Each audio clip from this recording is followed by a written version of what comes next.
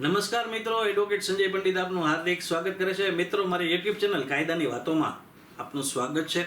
મિત્રો, આજનો આપણો જે વિડીયોનો વિષય છે એ નેતાજી ઉપર વિડીયોનો આપણે વિષય છે, જે કાયદાને લગતો પણ નથી કે ભ્રષ્ટાચારને લગતો નથી, પરંતુ આપણા દેશની જે સિસ્ટમ છે એના ઉપર આ વિડીયો હું આજે બનાવવા જઈ રહ્યો છું. તો વિડીયોના અંત સુધી જોડાયેલા રહેશો, જેથી કરીને દેશના નેતાઓ છે એના માટે અને દેશની પ્રજા માટે કાયદો એક સરખો છે કે કાયદો અલગ અલગ છે એ બાબત છે એ તમને છે એ સ્પષ્ટતાથી સમજાશે. મિત્રો, તો વિડીયોના અંત સુધી 100% જોડાયેલા રહેશો, જેથી કરીને નેતા માટે કાયદો અલગથી કામ કરે છે, પ્રજા માટે કાયદો અલગથી કામ કરે છે.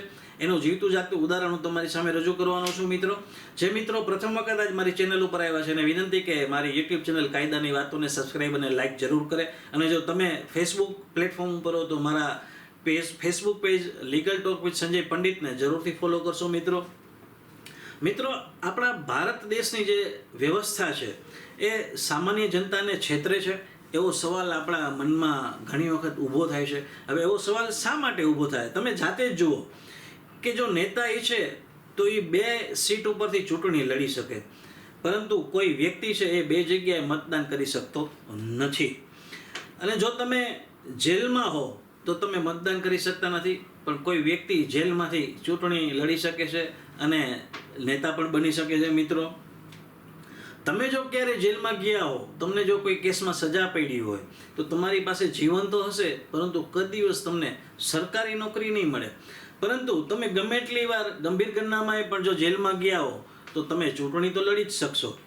અને જેલમાં ગયો હોય તો પણ પોતાની ઈચ્છા મુજબ રાજકીય મોટું પદ છે એ નેતા છે એ મેળવી શકે છે. મિત્રો, બેંકમાં નાની નોકરી મેળવવી હોય તો તમારા માટે ગ્રેજ્યુએટ હોવું જરૂરી છે, પરંતુ જો નેતા છે એ અંગૂઠા છાપ હોય તો પણ એ ભારતનો નાણામંત્રી કે અન્ય કોઈ મિનિસ્ટર છે એ બની શકે છે. મિત્રો, કોન્સ્ટેબલની જો તમારી નોકરી જોતી હોય ને તોય તમારે ડિગ્રી જોઈએ, 10 કિલોમીટર સુધી દોડવું જોઈએ, પરંતુ નેતા અભણ હોય, અંગૂઠા છાપ હોય, લોલો લંગડો હોય તો પણ એ ચૂંટણી લડી અને નેતા બની અને આર્મી, નેવી કે એરફોર્સનો વડો બની શકે છે. મિત્રો, સંરક્ષણ પ્રધાન બની શકે છે. અને જો નેતાનો આખો પરિવાર ક્યારેય કોઈ સ્કૂલમાં ન ગયો એવી વ્યક્તિ છે એ નેતા બનીને શિક્ષણ પ્રધાન પણ બની શકે છે. તો મિત્રો, તમને શું લાગે છે? ઘણી વખત આપણે જોઈએ છીએ કે ઘણા એવા નેતાઓ છે જેના ગંભીર પ્રકારના કેસો પેન્ડિંગ હોય છે અને એવો નેતા આપણો ગૃહપ્રધાન બનીને બેઠો હોય છે. તમને શું લાગે છે? મિત્રો, આ કાયદો છે એ પ્રજા માટે અને નેતા માટે અલગ છે કે કાયદો છે એ એક સરખો કામ કરે છે?